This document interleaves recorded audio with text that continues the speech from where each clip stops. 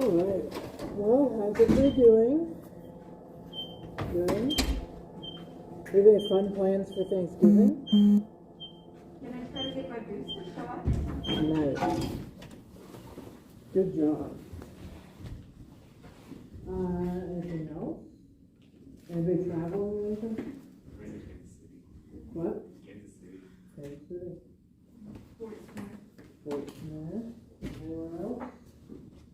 Everybody staying local? Pretty much all of you are from Oklahoma, right? Yeah, I'm driving to California tomorrow, starting tomorrow night. I think I'm going to drive straight through for 23 hours. So we'll see. I used to do it like twice a year. So since COVID, I haven't been out to see my family at all. So. All right. Okay, everybody hear me okay with this? Cool. Okay, any questions before I once again start lecturing, nauseating? Did you talk about me before I got here? Yes, absolutely. We're all trash talking. Just here. making sure. Yeah. They're like, where's Noah? He's We late. were talking about how much we hate you, Yeah. and also how much we love your class. And how we all agreed that after this class is over, we're going to like tie you up behind our cars and drive you through the neighborhood. Oh, I don't know. So that's Sophia's idea. I don't know. Weird. Let me change I first. believe Yeah. in it. So I think we're blood sacrifice is a little weird. I ran into traffic. Yeah, I don't know. Any other questions, comments, anything? Okay, has anybody tried to do some of the homework yet from this reading? How'd it go? I thought it was easy, but I could have been doing it wrong. I don't know. Yeah. It's always a risk, yeah. With this stuff, there's no like perfect answer that I'm looking for. I'm just looking for generally perfect, not specific. Anybody else try to do the homework? How did it go for you? I kind of felt the same way. Like, it felt a lot simpler than what the other textbook was, and I felt like I was doing it wrong. Because Yeah. it seemed like it should have been a lot harder. Okay, so yeah, it's The not. concepts are harder. The concepts are hard to grasp and kind of have in your head, but once you get them, it's not like you're doing proofs or something, yeah. So just to clarify, because a few people have emailed me running into this problem with some of the homework, the explanandum is the puzzling event, right? So if I'm giving my hypothesis, and I write all the parts of my hypothesis out, when the homework asks you to like model the explanation, the explanandum or the puzzling event is down here below the arrow, right? And just in case anybody's not, getting that, a few people have been swapping them around because they're thinking that the puzzling event implies, like a deductive argument, the explanation, the story. And that's just not true, right? Like an explanation, it's just not. You can't prove that a hypothesis is true most of the time based on the puzzling event. Anything else? We good? Does the explanations or the explanans have to be multi-step, or can it be super simple, just one thing? It depends. So there's sort of an arbitrariness in how we divide up the explanans. For instance, if I have my hypothesis and explanans one is, if we're talking about the car not starting, right? I could just say the battery is dead. Now that explanans alone is an explanation of why the car won't start, right? So you could just leave it there. But you can also include, if you want to, other statistical information. Like something like about a frequency probability. A frequency probability is just a probability about, it's statistics, it's what's happened in the past, what's observable in the past. So let's just say frequency probability, 7 out of 10 times battery dead, car won't start. Right? And that gives you The battery being dead gives you your particular posit, right? You don't actually know if the battery is dead in this thought experiment, but you're positing that. And then it also gives you, statistical or background information about what the battery being dead might mean. And when you take these together, it does strengthen the explanation that really does show you some reasons why the car won't start. Right? Does that make sense? But you don't necessarily have to have that in there. Sometimes we give explanations that are just, the battery's dead. And I'm not explicitly saying anything about past experience. Does that make sense, Sophia? Yes. Yeah. So the past experience would just be like a tacit It explanation. could be tacit, but you might just not need it, right? Because again, let's say you're working on your car. Do you have to have a frequency in your head about past times the battery's been dead in other cars? No, that factor alone, that the battery's dead, is enough to explain why the car won't start. Just from you knowing about how electricity flows through the car. Now maybe then you'll want to have an explanation too that's tacit of something stronger, like if the battery is dead, if the battery is dead, then it's not going to give electricity to starter. If the starter doesn't turn over, then the car won't start. Does that make sense? I think so, yeah. But just having the battery is dead alone, It's sufficient. it's an explanation. Yeah. Is it a full explanation? No. It's a partial explanation. And I think I've already talked about this, but a partial explanation tells you some of the reasons why. A full explanation specifies every reason why. Now we're not capable of ever giving truly full explanations, right? But we can get fuller and fuller by adding in more and more explanations of the parts of the story. Does that make sense? Yeah. Okay. That's why it's hard to model explanation, because explanations can be just like shitty, the battery's dead, or really, really long and complex. All right, any other questions? So is it just the activities for sections 1 through 4? There's nothing on 5? It's just 5 is just the process of inquiry section. So no, that's just kind of like a summary of everything we covered. Yeah, so there's no exercise today. But the exercises in section 4 make you redo all of the previous ones. So, all of the previous ones? or I think a lot I'm of gonna go them. back and reread that. Yeah, it's like now that you've kind of completed the whole process and have a picture of it, and you know more about inference and best explanation, go back and try to intuitively weigh the probabilities of these things and evaluate them. Yeah. So you don't have to completely redo it. Oh, right. Is my voice echoey coming out of that? No. Okay, that's just being me. Yeah. Any other questions? All right. I'll make sure my camera's still upright. Okay, should be good. All right. So what did we cover last time? Who remembers? We reviewed the chart thing, Mm-hmm. we did that, and then, What were we practicing? sorry, I stole your thunder. What were we practicing last time? Testing stuff, right? We were talking about testing. And what was I trying to intuitively get you guys to do?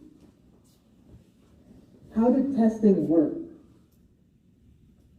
It's like we would take our body of evidence and try to draw out new conclusions from those, and then see if they would hold up when we got more.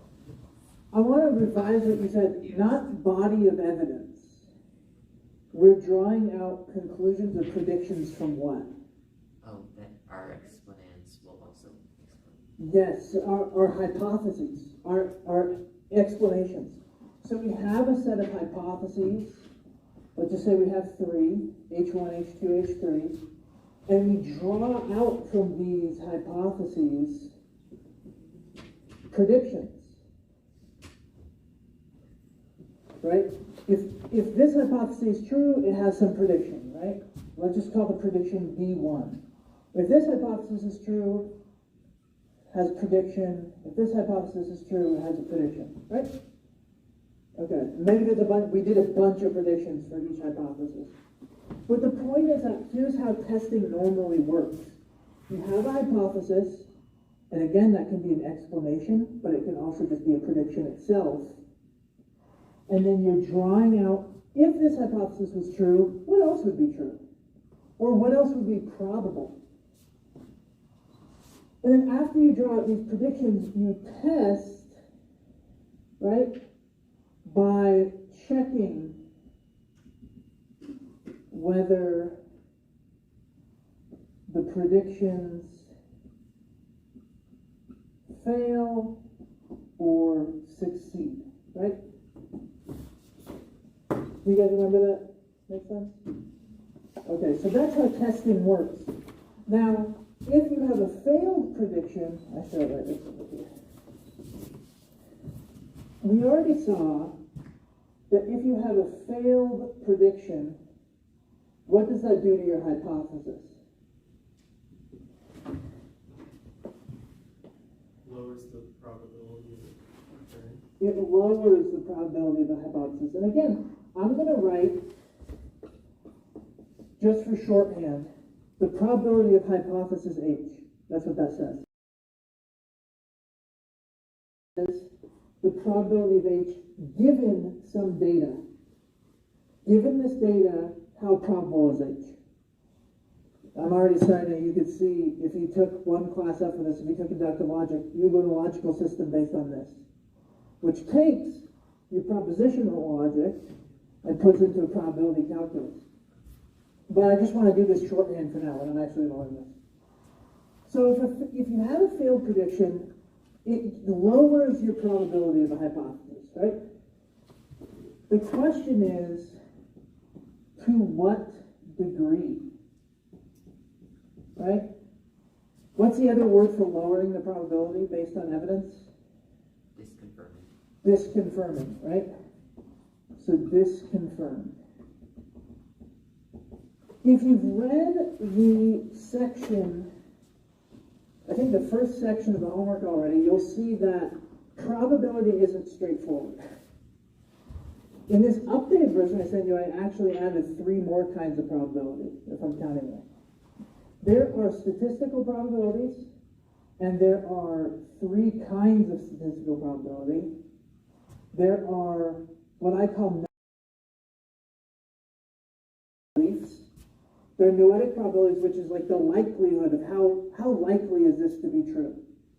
How confident or certain should I be?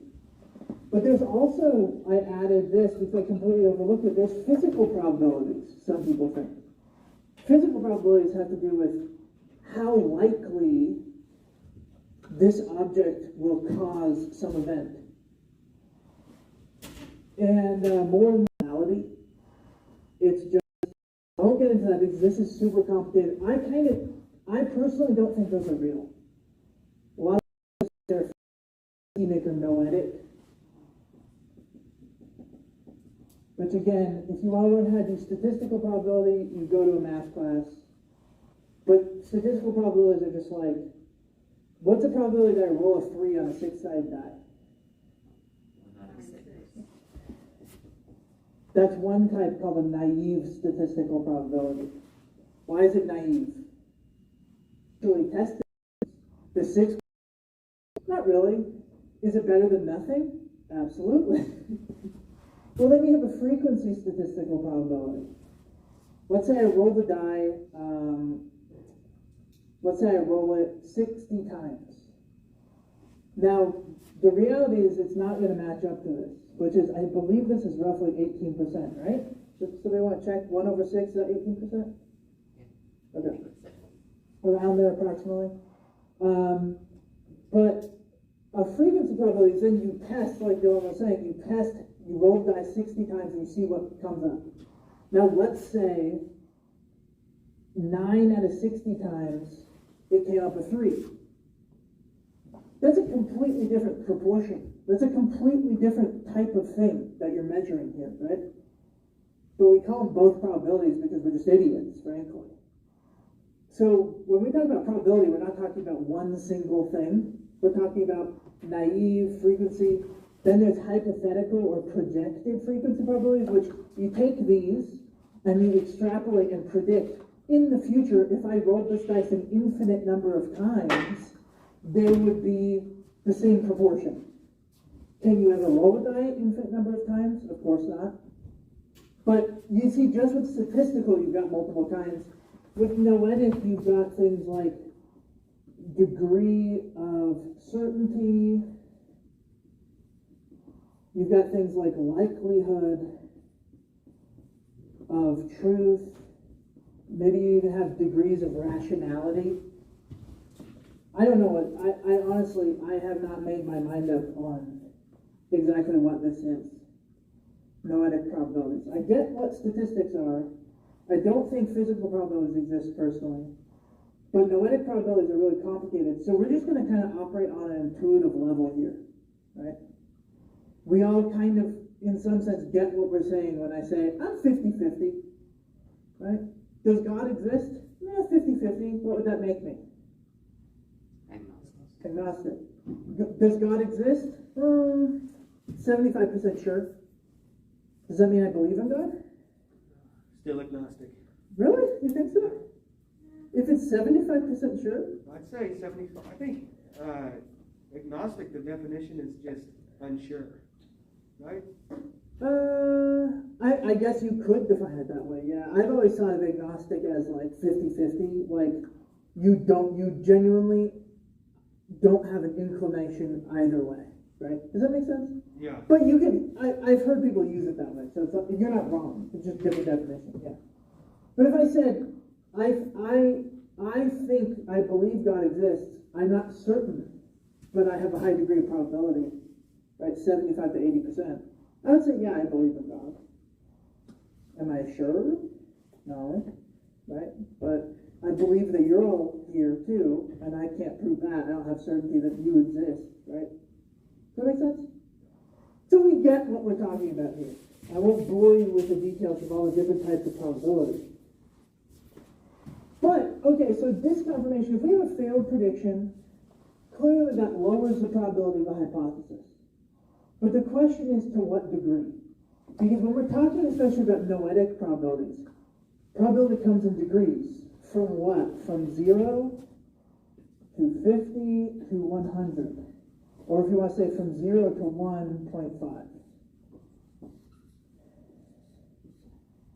Again, this would be, you could go either way. This would be, I'm absolutely certain. This would be, I'm absolutely certain that's not the case. Right? It's absolutely ruled out. If our probability, if our confidence or our degrees of confirmation, disconfirmation can go along this spectrum, then if I have a failed prediction, how do I know to what degree it lowers the probability? Let's say that hypothesis 1 is, let's talk about the birds being dead again, right? Like there's all these birds dead in my neighborhood. If the puzzling event is, there's all these birds dead in my neighborhood, like we covered last time, and I come up with the cat hypothesis, right? That there's an increase of feral cats, and those are contributing to the increase in dead birds. One of the predictions that makes is that, I'm going to use these dotted lines to show it just makes this probable, doesn't guarantee it. One of the predictions it makes is that I will see a feral cat if I look. Right? That was one of the predictions of the cat hypothesis. If the cat story is true, then I would expect that when I go look for them in my neighborhood, when I stalk around at night or in the early morning, I'm going to see a feral cat, right? Is it a guarantee? No. Because even if there were cats, cats are really sneaky. Maybe it's a black or a gray cat and it's dark and I can't see it very well, right? So it's not a guarantee. What is a guarantee though? Somebody give me a guaranteed prediction. if the cat story was true, what would also have to be true? Cats are out there. Cats are out there. Yeah, I mean, that's a tautology, right? Like, if the cat hypothesis is correct, then there are cats in the neighborhood, right? Yeah, that works. Someone give me another one. I'll give you my favorite one, and then I want one more. If the cat story is true, well then deductively, doesn't that imply that felines are responsible for killing the birds, right? Cats are felines, felines are cats. Now I know that seems trivial, right? If the cats are the things explaining why all the birds are dying, then felines are the things explaining why all the birds are dying, right? Give me one more prediction that this hypothesis makes with absolute 100% certainty or deductively implies.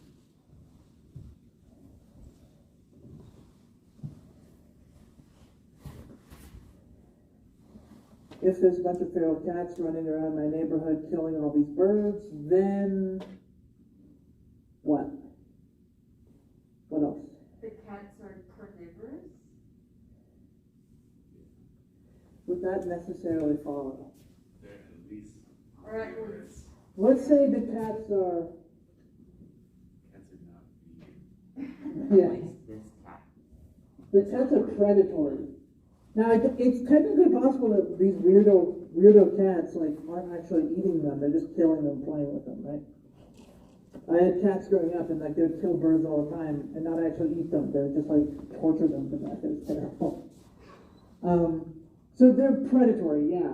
So look, by definition, just if cats are the things killing all these birds, then they're predators of the birds, right? Okay. So we've got these predictions, and like this one, I'll see a feral cat if I look. It's not as strong as a prediction as these three, right?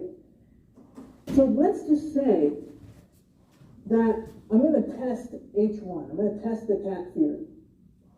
And I'm going to go look around, and then I find that cats are, let's start with, there are cats in the neighborhood. I look around and I find that this isn't true. There aren't cats in the neighborhood. What happens to my hypothesis? Bye-bye. Bye-bye. To what degree? 100%. 100%, right? So if hypothesis 1 implies, and again, we know deductive logic now. So I'm going to assume that we know when I do that arrow or horseshoe, that means deductively implies. 100% confidence. When H1 implies some data, and the data doesn't happen, then modus tollens H1 doesn't happen, right? Well, wait a minute. That tells us the upper limit of disconfirmation, or I guess the lower limit, the 0. What you could say is if H1 happens, or if H1 actually implies D, and D is false, then the probability of H1 equals 0. This is the limit,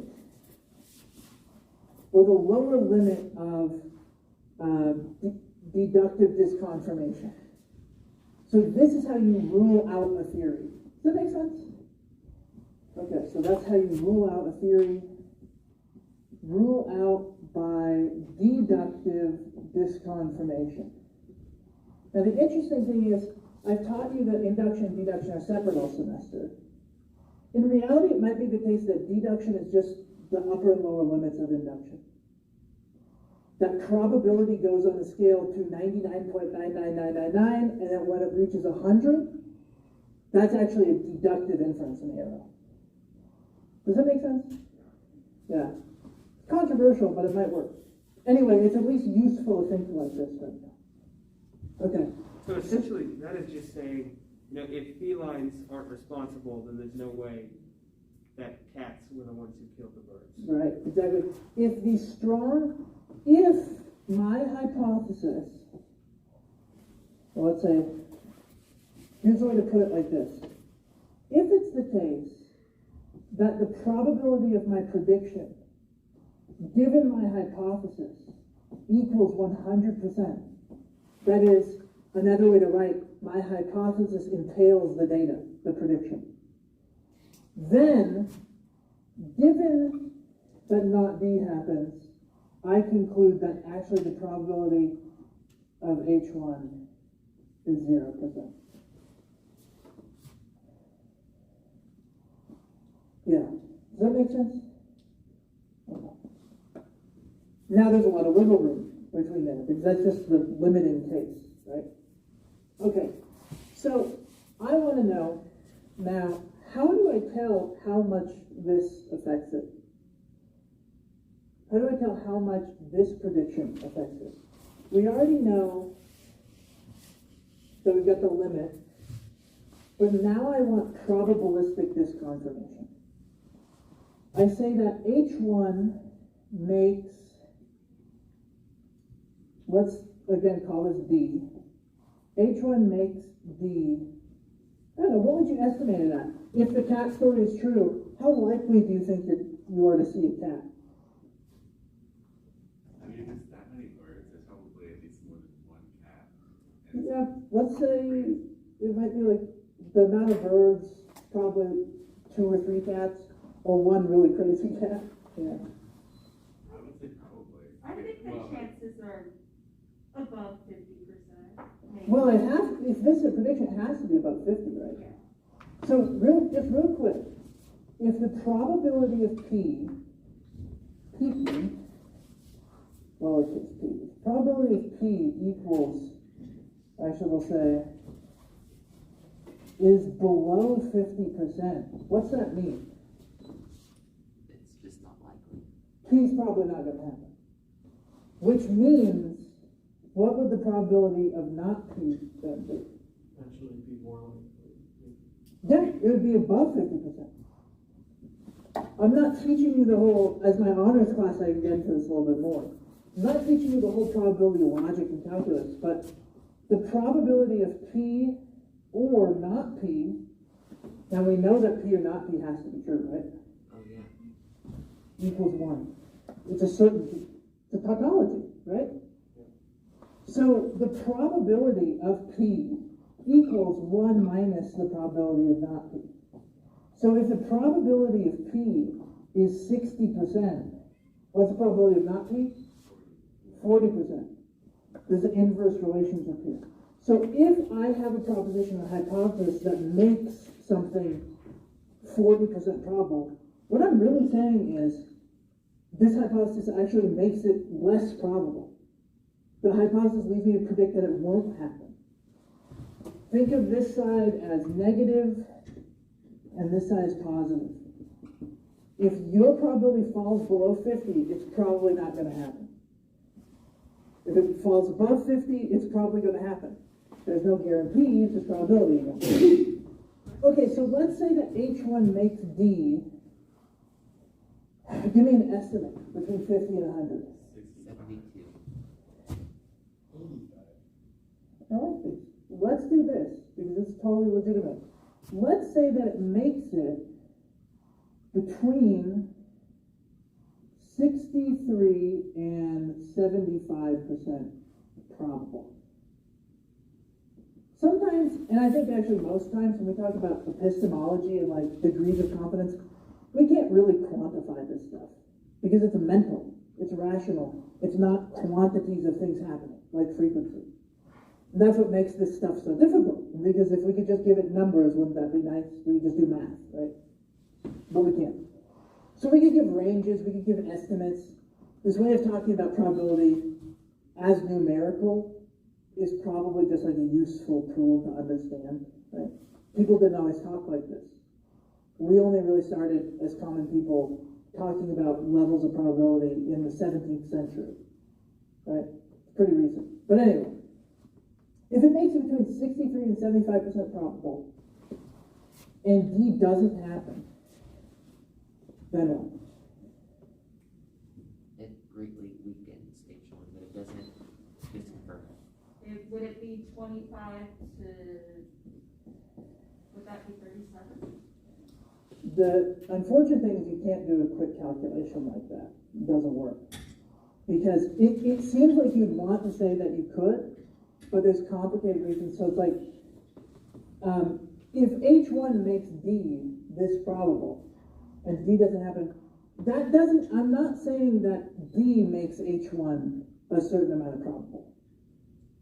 That's a separate calculation you have to do. So you can't just infer from that some statistical quantity. That's, again, like, this is really complicated. But we can intuitively grasp, look, if my theory makes a prediction with a decent amount of confidence, and that thing doesn't happen, that lowers it. Now let's compare it here. H1 makes D between 90 and 100% probable. D doesn't happen, therefore what? Well, let's say 90 to 99. So we're not getting a deductive entailment. That's really probable, right? If the hypothesis is true, that really has to be true. Technically, it doesn't have to be, but it's almost there, right? So if D doesn't happen, what happens to this? It goes way down, draw a bigger arrow. Well, what are you seeing here? You're seeing some sort of inverse proportionality, some function that our minds are using. So here's how I put in the book. This is much easier to model on Bayes' theorem, which is a statistical theorem that philosophers use to model this symbolically. It's still really complicated. But in plain English, I could say something like this. The degree to which a failed prediction, D, disconfirms H, the hypothesis, is proportional to the degree to which H made D probable. Does that make sense? How exactly is it proportional? How exactly is it a function of? How do we assign these quantities? Oh man, I have learned many different systems of probability logic, and I still can't exactly tell you. But here's how we come up with logic. You don't know the logic first, and then figure out what it means. Now, you do if you're taking my class. But that's only because we are lucky enough with deductive logic to have people that have been working on it for 2,000 years, right?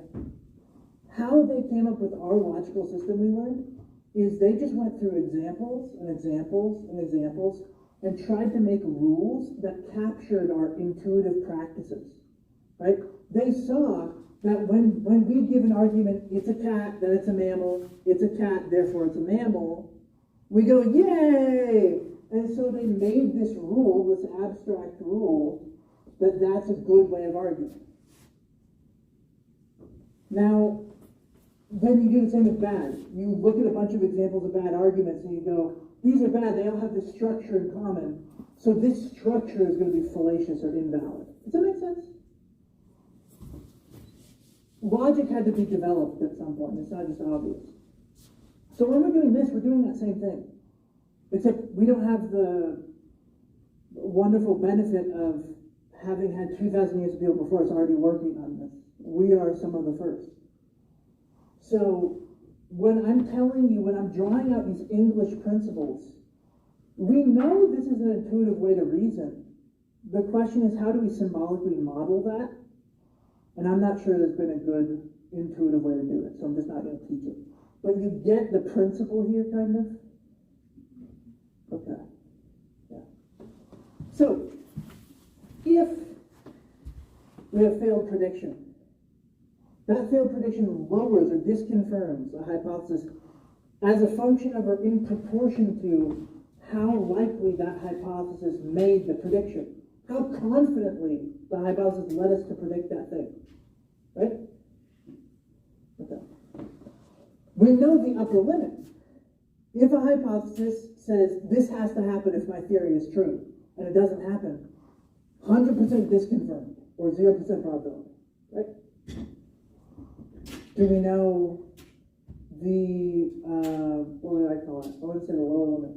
Do we know exactly precisely how to chop up and quantify the degrees between there? No. And that's fine. Okay, so that's disconfirmation. Does that make sense? Any questions? So I remember in the reading, it was saying that it's a lot easier to disconfirm than to confirm. So how exactly would you confirm something with positive evidence? Let's get into that now. Okay. So keep this in mind. I'm going to erase this. Obviously, it's in the reading. And the reading gives you even more detail and gives you more examples. But let's say that we want to start positively confirming. When we disconfirm, that's finding negative evidence, right? Evidence that hurts or is negative for our hypothesis.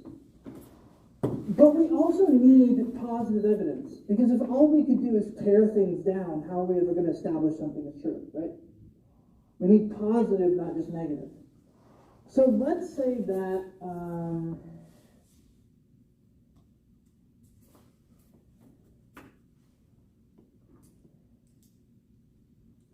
we have a successful prediction. Again, a successful prediction, does it raise up the probability? Yes. How? To what degree? Is even more complicated than disconfirmation, and that's what makes it harder. So again, with deductive disconfirmation, at the limit, all you have to do is a modus tollens. And you've just ruled out a theory. You've completely gotten rid of one theory. Well, let me ask you this. If hypothesis 1 says D and D happens, does that prove hypothesis 1? No, why? It's invalid, right? Well, so even if the probability of D given H1 equals 100, so we have a deductive entailment. If H1 really does imply D, finding D does not mean H1 is true. Okay, so then how are you supposed to tell whether your theory is true? We can tell when a theory is false pretty easily, but when it's true, ooh, this is going to get more complicated quick. Okay. Think of a prophet who comes up to you. I think I brought this up last time. A prophet comes up to you, or a guy saying that he's a prophet of God, and this prophet of God says, look, I'm a prophet of God, and he's telling me the truth and leading me to predict the future. I have these powers. He's a prophet. And then he says, look, I guarantee, if I'm a prophet, if you can really trust me, that the world is going to end tomorrow. Right? And the world ends tomorrow. Or it doesn't end tomorrow. Well, then you know he's not a prophet. Disconfirmation. But let's say he gives you a prediction that actually comes true. He says, if I am a prophet, then I guarantee, I stake my reputation on it. Tomorrow your mother will die and your 3 dogs will run away. I wake up in the morning and my mother's dead and my 3 dogs are gone. It doesn't guarantee P, but doesn't that really give you some reason to think that he might actually be a prophet? Or, right, so that would raise the probability to a great degree, right? So the first thing to notice from that is that the stronger a hypothesis makes a prediction, the stronger, or let's say, the more the prediction being true increases the probability of H, of the hypothesis, right? The stronger a hypothesis makes a prediction, and that prediction comes true, the more confirmation it gives it. However, we already know, as we showed with the deductive thing, it doesn't go so high as 100%. It goes below that. So, if the prophet tells you that, that's great. That gives you reason, even though it doesn't make it certain that he really is a prophet. Now, let's change the diagram a little bit. Let's say that the prophet tells you, look, if I am a prophet, then, what did I want to say? I will get communications from God in which he tells me what to say to people. Now, isn't that the definition of a prophet? Right? So this, being a prophet, would guarantee that you get some sort of communication from God that tells you what to say to people, right? But now also, this goes both ways, right? If you get communications from God telling you what to say to people, you're a prophet, right?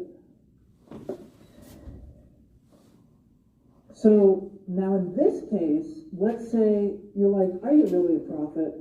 And he says, well, I'm going to prove to you that I get communications from God. And so let's just, however he does it, he proves C. Now doesn't that follow that P? Right? This one, you break it apart and then you modus ponens. Okay, so we know that the stronger a prediction makes, hypothesis makes a prediction, that shapes and affects its probability when the prediction comes true.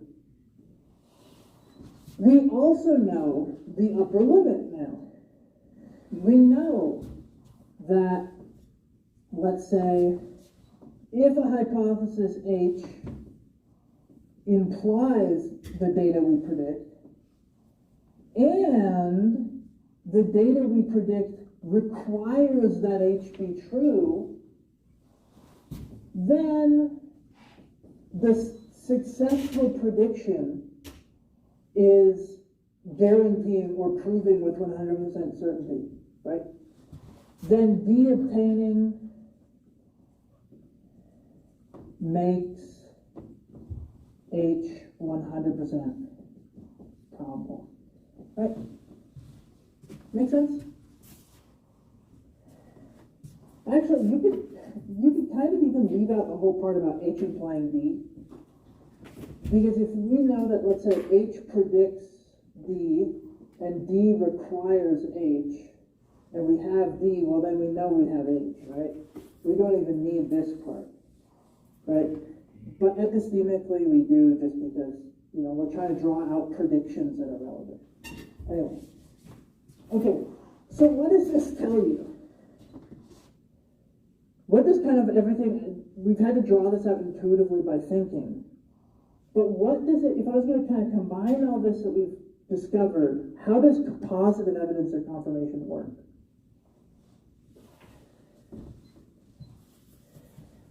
It seems like it only ever strengthens an argument. It can't maximally confirm it. It can't give you 100% unless you've got... Yeah, unless you've got it going, the prediction would make the hypothesis absolutely certain, yeah. But for most of our arguments, it would probably be that way. For most of our arguments, the predictions don't actually follow from the data, right? So here's another example. If let's say that I look outside, I got my cat hypothesis, and I see a feral cat. Doesn't make it 100% that that's actually what's killing the birds, right? Does it raise the probability, the likelihood of the story? Yes.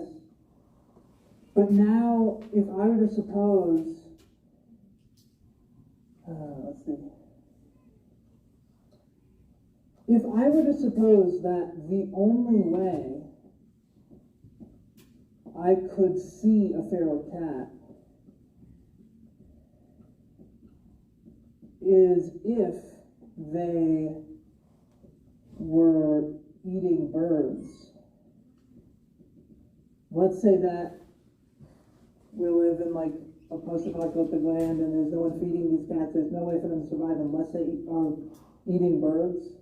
There's not even any small mammals like mice left over. I don't know. This is just a hypothetical. We know that if I'm seeing a cat, it must be alive because it's eating birds. Well, then that would tell me if I see a cat, I know it's probability of taking birds. It increases the probability.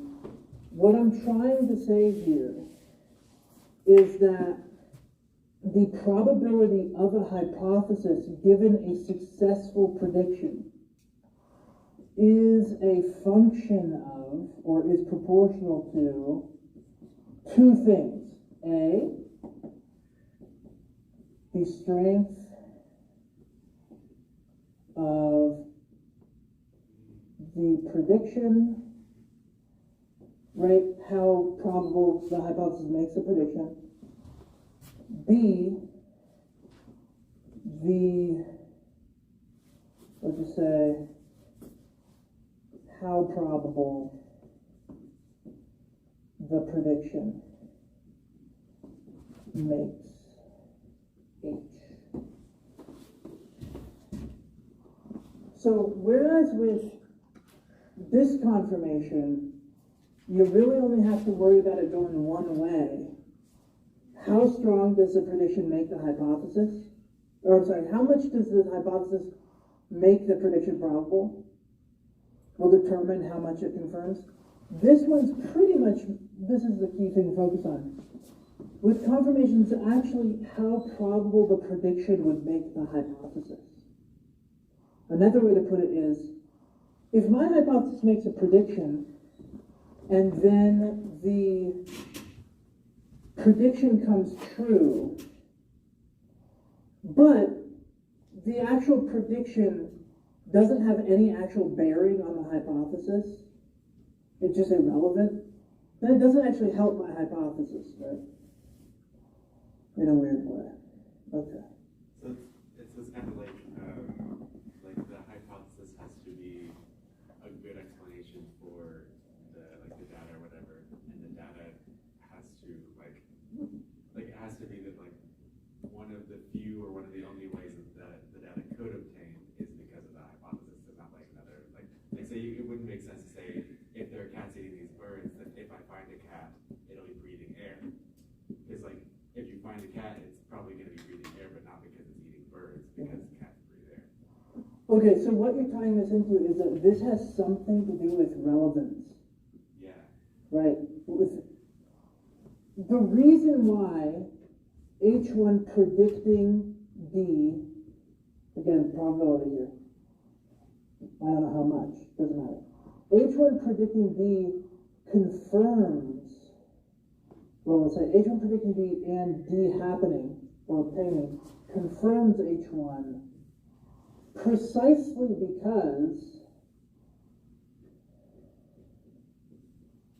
H1 is the best explanation for D, or something like that, or a good explanation for D. I'm not exactly sure how to tease that out because it's complicated. Do I mean by explanation that's just statistically relevant? Do I mean by explanation that it is reasons relevant, and this is a causal reason? Well, if I mean that this is a causal reason, that really successful predictions only confirm a theory because the theory is giving the real causes of why this prediction is happening, it would kind of cripple us because the whole point of having a theory is we don't know what's causing things. And if we just assume, if we find some correct successful prediction, and we say, well, that proves our theory or increase it because we know that it's the real causes, that's just circular, right? The whole point is we don't know what the real cause of things are. So if this was the only way to confirm, then we just couldn't confirm in most cases. Does that make sense? It is very complicated how you tease those things apart. But you are right. There is something about, look, if you know that the theory you're given has something to do, like if you somehow know that the theory really is causally relevant, then that does confirm it to a higher degree, right? How exactly that works, I couldn't tell you. Yeah. Okay. All right, so we know, I'm going to erase all this. We know the upper and lower limits of positive confirmation have to do with the probability of a hypothesis giving some prediction coming true equals 100% given that D implies H. Given that the prediction requires the hypothesis, right? We have our lower level of disconfirmation, which is that the probability of H1 given B is 0. I'm sorry. H1 given not D is 0. D doesn't happen. The prediction doesn't happen. Given that D was predicted with total certainty by H1. That is to say what? H1 implied D. Deductive. Okay, so we got upper and lower limits. 0, 100. Right. We know also our functions that we know something about our intuitive functions that this changes the degree here in relation to how strongly it predicts D, but also how strongly D predicts the hypothesis. And we're just going to have to kind of settle on some way of just, with our gut, intuiting how likely some prediction makes it. Then on disconfirmation, we also know that's a function of how likely the hypothesis makes D. So we're just going to have to, with our gut, figure out how to estimate that. Right. Okay, so that is the basics, what I call in the reading, the absolute basics of confirmation, disconfirmation. You will have to develop a whole logical probability calculus to figure out exactly how you assign the degrees here. Right? And that's not a thing yet, or we have to learn? There are some that exist, but the problem still with them is that every time you make one, you still have the problem of how do I quantify this shit? And no one, I really think there's no real good way. Because you're just dealing with something without quantity. You know. But you can give comparisons. You can say, well, look, I might not be able to give you the numbers. I can only give you the numbers at the limits. But I can tell you things like, look, the probability of H1 given D is greater than the probability of H1 given not D. Which is like, actually, let's say this, D1 and D2. The probability of H1 given that D2 happens, or D1 happens, D1 confirms H1 more than D2 confirms H1. They're both predictions, but I do have some intuitive grasp of, if this prediction comes true, H1 gets more points than if just this prediction comes true.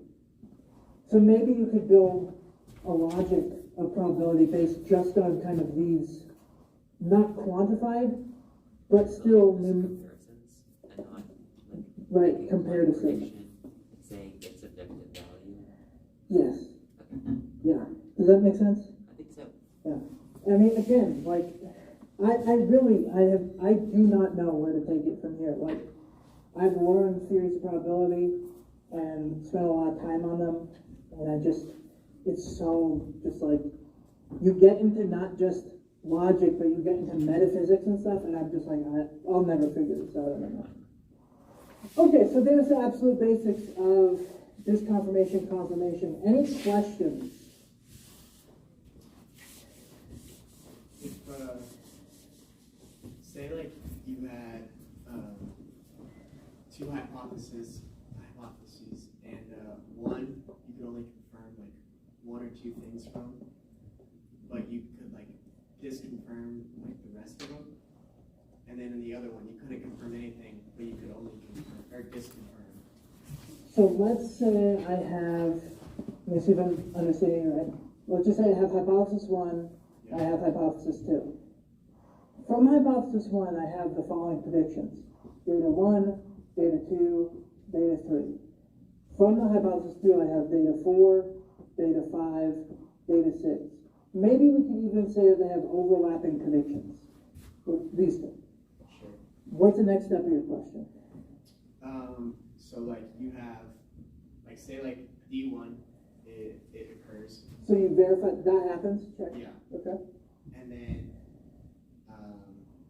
is it possible like not like to neither disconfirm or confirm? Yeah, like you look around for the data and it's not that you see that it doesn't happen, you're just not sure, right? Yeah. And then in H2, say you can, hold on, I'm trying to think of this. Okay, so let's say that you can disconfirm all of the ones in H2. They're all dead? Yeah. Okay. Get rid of the check mark by D1. Never mind. I think I was thinking about it weird. Well, let's say this. We have two hypotheses. They make a bunch of predictions, some of them overlapping, or they share some predictions. And basically you look around for the data and you can't find anything that confirms the first hypothesis. It's not that you're finding things that disconfirm it. We're limited on what we can look for, right? With our tools that we have, like literally physical tools like microscopes and stuff. But also we just might not be approaching it the right way. So we have nothing to go on here. Would H1 be like our best explanation then? Because H2 we can't, like, Beautiful. It's not true. This one seems overall to be the best. Because look, these are shared by both. We did disconfirm one thing about H1, right? But the rest we just don't know yet. Maybe they happen, maybe they don't. But for H2, we don't know one of them, but we've disconfirmed all the rest. And since these are predictions, this lowers the probability of H2. And so, yeah, if you're doing something like this, I'd say that H1 is the best explanation. What does the best explanation mean? It's This the case, one. it just means the H2 is worse, and then we have 2. Well, it's worse, but what does worse mean? Means it has a lower probability because it's more high. It means it has a lower probability. So I argue in this packet that I'm a pluralist about inference the best explanation, but this is a great segue. What time is it? 2:30. We got 2:45? Yeah. Okay. Let me close on this and then we'll cover this when we come back from break. We have this thing called inference to the best explanation. C.S. Peirce, I've talked about a few times, 19th century American philosopher, 19th to early 20th. He died in 1913. Came up with basically what I'm teaching you now, I've taken from him and modified the process of inquiry. Some of his logic I've taken and modified to be more contemporary. But his core insight was there's this thing called abduction. If anybody wants to read about this, in the advanced reading packet that's attached to this textbook, I have my long-ass paper explaining Peirce's theory, right? Because his stuff, I think I mentioned this maybe once. He was a brilliant philosopher, but he couldn't hold that job, and so he only ever had one teaching position for like a year and then got fired. Because back then, if you did something immoral, you would be fired from the university position because they're all church-run or heavily linked to the church. So his wife was dying of a cancer and was like basically in a coma.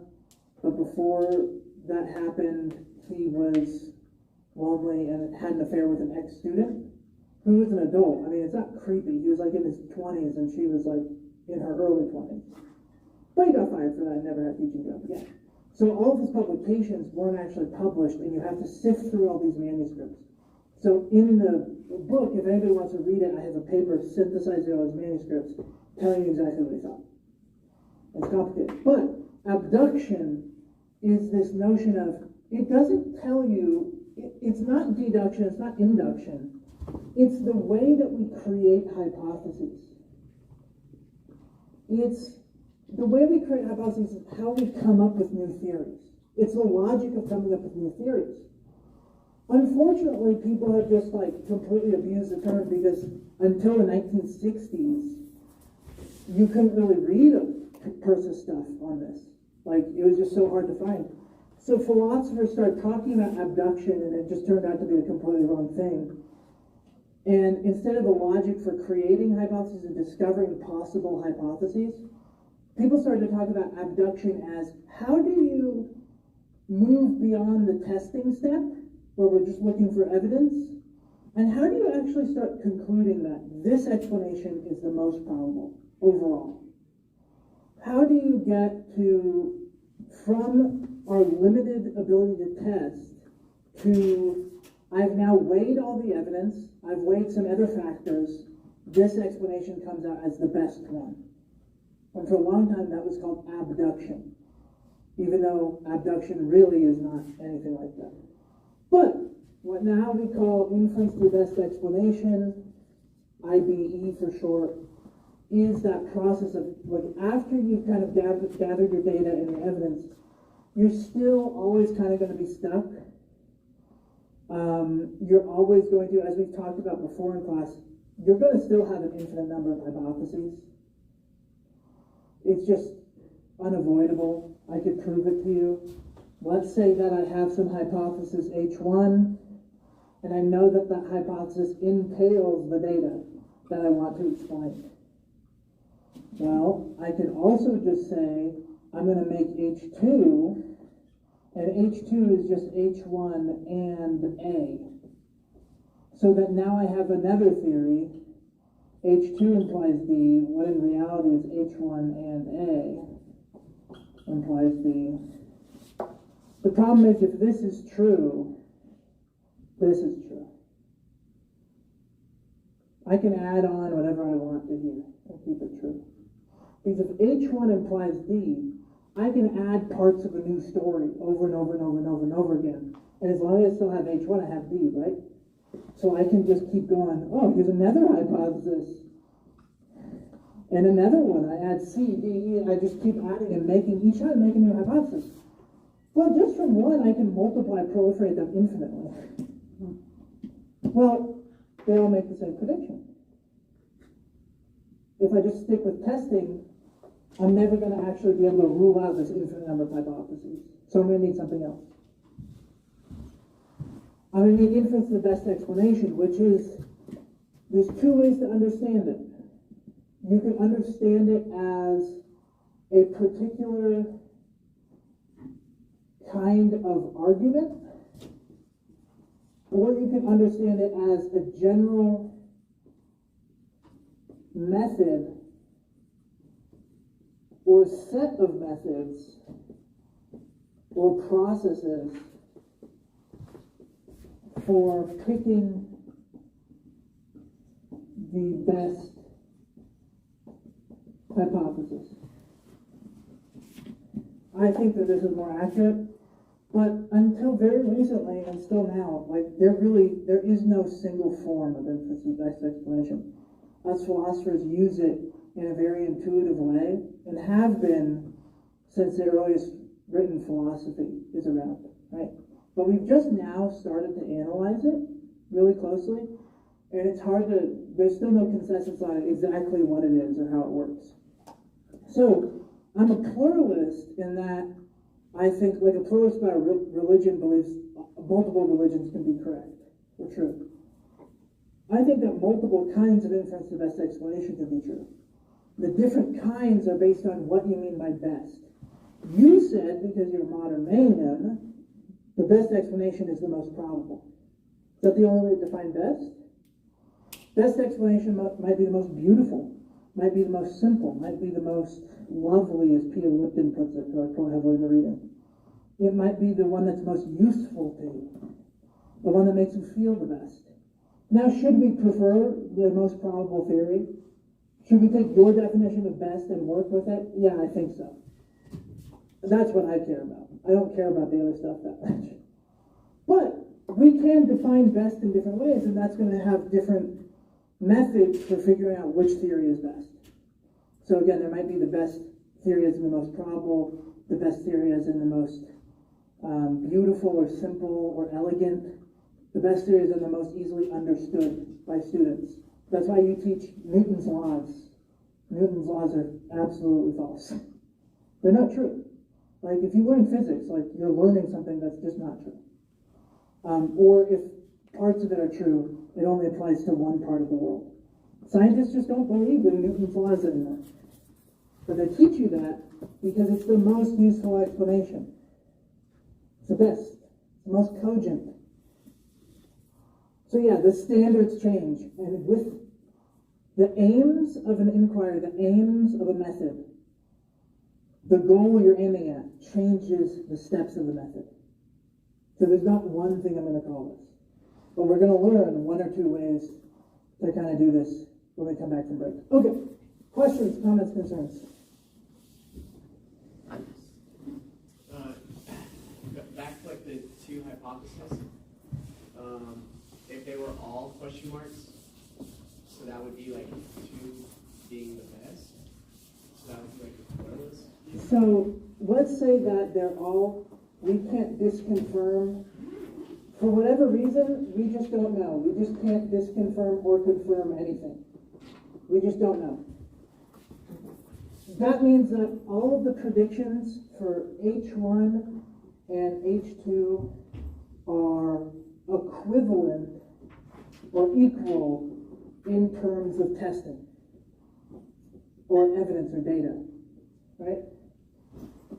So if we reach that point, which we will, I just proved to you that for any given data, there's an infinite number of hypotheses that equally well explain the data. We're going to get here eventually where we're going to have at least two theories where the evidence just doesn't decide between them, they're equal. How do we break that stalemate? Typically, people think Occam's razor. Which one's simpler? Which one has the fewer number of assumptions in it? And then you go with that one. So simplicity is evidence of truth. Simplicity raises the probability. At least that's how some people like me think, but other people disagree. Does that make sense? Yeah. That's why Occam's razor is so important. Any other questions? Okay, I know this stuff is really complicated, I'm sorry. But if you're going to do any sort of research or writing or anything, you need to know this. You need to at least understand how you inquire the process, especially if you're going to do any kind of science. All right, we good? Nothing? Questions, anything? All right, class dismissed. I'll see you all next time. Have a good break. Thanksgiving. Yeah.